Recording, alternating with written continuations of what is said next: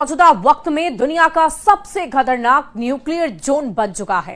पाकिस्तान के एटमी अड्डे की सुरक्षा की कोई गारंटी नहीं बची है। पाकिस्तान के एटम बम पर कई आतंकी संगठनों की नजर बनी हुई है। तहरीके तालिबान पाकिस्तान का सरगना नूर वली कई बार पाकिस्तान के एटमी हथियारों को हासिल करने की कोशिश कर चुका है और ऑपरेशन सिंदूर के बाद नूर वली फिर से एक्शन में आ गया है। मीडिया रिपोर्ट्स की अगर माने तो पाकिस्तानी सेना इसी डर से सैन्य मुख्यालयों की जगह बदलने की योजना बना रहा है।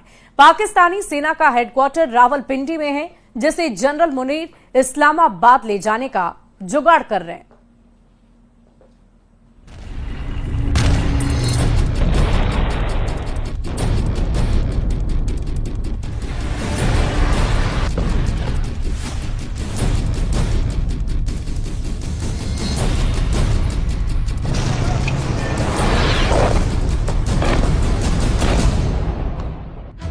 धरती के सबसे खतरनाक nuclear zone. Number 1 Pakistan, number 2 Iran, number 3 उत्तर कोरिया, नंबर 4 रूस, नंबर 5 फ्रांस।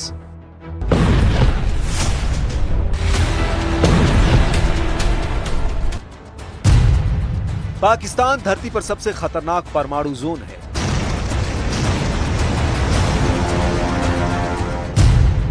पाकिस्तान के एटम बम पर कभी भी ढाका पड़ सकता है।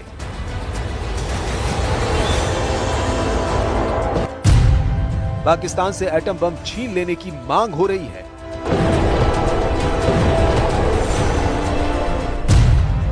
पाकिस्तान के परमाणु बम से दुनिया को कौन बचाएगा?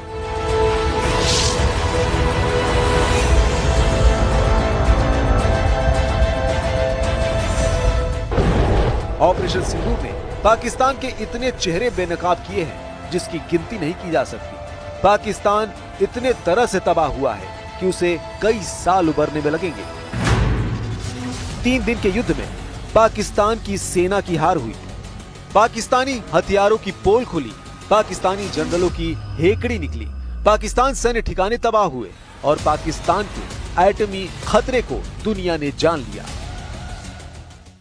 जब हमारी फौजें न्यूक्लियर ब्लैकमेल की धमकी की हवा निकाल देती हैं, तो आकाश से पाताल तक एक ही बात गूंजती है, भारत माता की जय। कि ऑपरेशन सिंदूर अभी खत्म नहीं हुआ है। जो कुछ भी हुआ है वह सिर्फ एक ट्रेलर मात्र था। अब जब समय आएगा, जब भी सही समय आएगा, तो हम पूरी पिक्चर भी दुनिया को दिखाएंगे।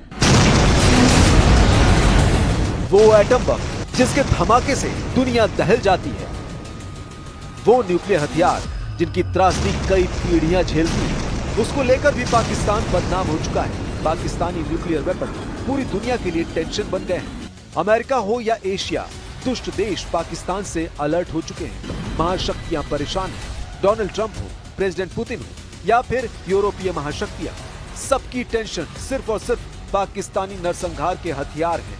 पाकिस्तान ने ऐसा एटमी प्रोपेगेंडा फैलाया है कि पूरी दुनिया में हड़कंप मचा है। पाकिस्तान ने न्यूक्लियर रेडिएशन लीक का प्रपंच रचकर अमेरिका तक के होश उड़ा दिए। पाकिस्तान में प्लूटोनियम लीक की अटकलें आंधी की शक्ल में फैली, जिसकी सुर्खियां पूरी दुनिया में बनी। लेकिन यह हथकंडा पाकिस्तानी जनरलों ने क्यों आजमाया? जनरल मुनीर आखिर क्यों एटमी आग से खेल रहे हैं? क्या पाकिस्तान की दोगली एटमी पॉलिसी का पर्दाफाश होने से जनरल मुनीर बौखलाया है? रक्षा मंत्री राजनाथ सिंह ने जब से पाकिस्तानी परमाणु बमों की निगरानी की सख्त जरूरत की मांग की है, पूरे पाकिस्तान में कोहराम मचा है। पाकिस्तान ने ऑपरेशन सिंदूर के बाद किराना हिल्स में न्यूक्लियर रेडिएशन का मनगढ़ंत ड्रामा रचा। पाकिस्तानी सोशल मीडिया में किराना हिल्स पर बने खुशब परमाणु परिसर में प्लूटोनियम के रिसाव का ढोंग किया गया, जिसके बाद अंतर्राष्ट्रीय परमाणु ऊर्जा एजेंसी ने सभी अटकलों को खारिज करने के लिए बयान जारी किया। IAEA ने साफ कर दिया कि पाकिस्तान के किसी भी परमाणु ठिकाने से कोई रेडिएशन लीक नहीं हुआ है। भारतीय सेना ने इन अटकलों को उसी दिन खारिज कर दिया था जब किराना हिल्स पर हमले को लेकर पाकिस्तान ने हवा बनानी शुरू की थी। Thank you for telling us that Kirana Hill houses some nuclear installation. We did not know about it. Okay. And we've not hit Kirana Hills, whatever is there.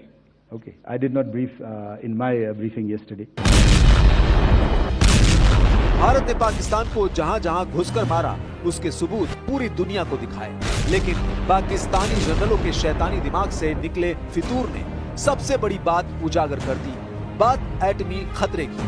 Pakistan जैसे नेशन के पास न्यूक्लियर हथियार रहने चाहिए या नहीं, पाकिस्तान के एटम बम को किस तरह खत्म किया जा सकता है, तो पहले पाकिस्तान की एटमी पावर खत्म क्यों करना जरूरी है, इसे समझिए। जनवरी महीने की बात है, पाकिस्तान में एक बड़ा किडनैपिंग कांड हुआ। पाकिस्तान के तहरीके तालिबान ने पाकिस्तान के 16 वैज्ञानिकों का अपहरण किया। किडनैप किए वैज्ञानिकों का वीडियो रिलीज कर टीटीपी लड़ाकों ने जनरल मुनीर को घुटने पर ला दिया।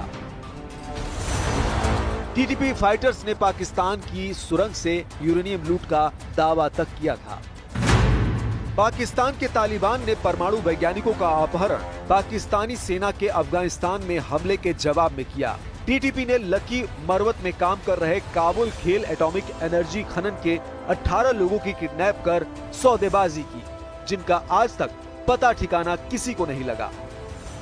तालिबान लड़ाके यही नहीं रुके, इसके बाद टीटीपी के परमाणु ठिकानों को निशाना बनाने की कोशिश की रिपोर्ट आई। यह हमला कराची में मसरूर एयरबेस पर हुआ, जहां पाकिस्तान ने जंगी जेट और मिसाइलों में न्यूक्लियर बम फिट कर रखा है। हालांकि मसरूर बेस पर तालिबानी हमले की साजिश वक्त रहते पता चल गई, लेकिन इससे ये साफ हो गया कि पाकिस्तान के परमाणु बम सेफ नहीं। तालिबान की तरह ही लश्कर और जैश के खूंखार लड़ाके भी एटमी हथियारों पर डाका डाल सकते हैं। ये खतरा खुद अमेरिका भी जता चुका है। अमेरिका ने पाकिस्तान की लॉन्ग रेंज एटमी मिसाइल को भी अपने देश के लिए विनाशकारी माना है। Developed increasingly sophisticated missile technology, from long-range ballistic missile systems to equipment that would enable the testing of significantly larger rocket motors. If these trend lines continue, Pakistan will have the capability to strike targets well beyond South Asia, including in the United States. Super power America ने पाकिस्तान से atom bomb छीनने का plan भी बना रखा है। इस plan को अमेरिकी खुफिया और सैन्य जानकारों ने न्यूक्लियर स्नैच ऑपरेशन और रेंडर सेफ मिशन का नाम दे रखा है। 2010 में द टाइम्स की एक रिपोर्ट के मुताबिक अमेरिका ने एक विशेष यूनिट बनाई है, जिसे एटमी हथियारों को जब्त करने और निष्क्रिय करना मिशन दिया गया।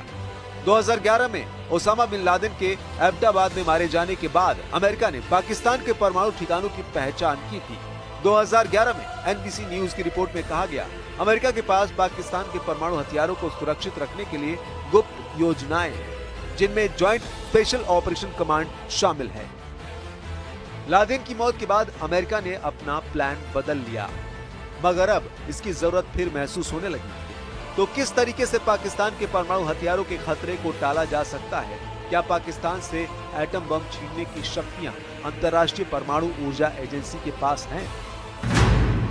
फिलहाल अगर किसी देश में आतंकियों से परमाणु सुरक्षा को खतरा हो, तो IAEA संयुक्त राष्ट्र को इसकी जानकारी दे सकती है। एटमी पावर देश पर कोई भी कार्रवाई तभी हो सकती है जब UN सिक्योरिटी काउंसिल कुछ तय करे। आज की तारीख तक अंतर्राष्ट्रीय परमाणु ऊर्जा एजेंसी ने किसी भी देश के परमाणु हथियारों पर कब्जा नहीं किया है, लेकिन कुछ मामलों में IAEA ने निगरानी की है, वो भी उस देश की सहमति लेकर। ईरान के न्यूक्लियर प्रोग्राम पर IAEA ने सेफगार्ड इंस्पेक्शन किए हैं। हालांकि UN सिक्योरिटी काउंसिल किसी देश को एटमी थ्रेट मान ले तो एक्शन लिया जा सकता है। UN सिक्योरिटी काउंसिल के चैप्टर 7 के तहत UN के सदस्य देश जैसे अमेरिका, फ्रांस आर्मी एक्शन लेकर किसी भी देश के परमाणु हथियारों को कब्जे में ले सकते हैं। वक्त की दरकार है कि पाकिस्तान जैसे देश से फौरन एटम बम छीन लिए जाए। इंसानियत की खातिर ये एक्शन जितना जल्द हो सके महाशक्तियां लें।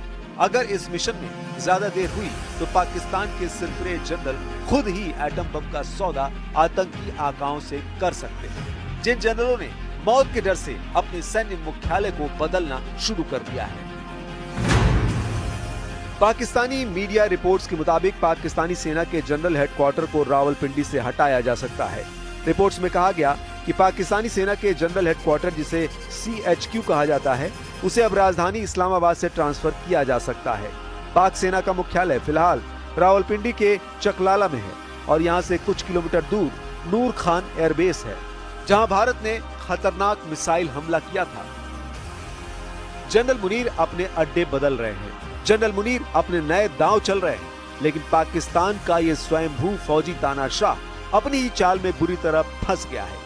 पाकिस्तान में जनरल मुनीर के खिलाफ जबरदस्त गुस्सा है। पाकिस्तान मिलिट्री के जनरल मुनीर से खफा है, जिससे आने वाले दिन में पड़ोसी मुल्क में भीषण खून खराबे का दौर शुरू होने की भविष्यवाणी कट्टर मौलाना करने लगे हैं।